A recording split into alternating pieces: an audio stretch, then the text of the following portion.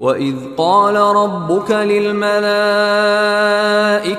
إِنِّي جَاعِلٌ فِي الْأَرْضِ خَلِيفَةً قَالُوا أَتَجْعَلُ فِيهَا مَن يُفْسِدُ فِيهَا وَيَسْفِكُ الدِّمَاءَ وَنَحْنُ نُسَبِّحُ بِحَمْدِكَ وَنُقَدِّسُ لَكَ قَالَ إِنِّي أَعْلَمُ مَا لَا تَعْلَمُونَ।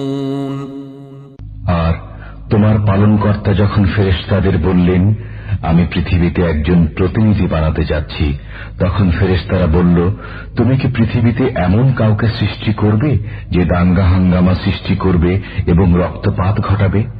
অথচ আমরা নিয়ত তোমার গুণকীর্তন করছি এবং তোমার পবিত্র সত্তাকে স্মরণ করছি। তিনি বললেন, নিঃসন্দেহে আমি জানি যা তোমরা জানো না।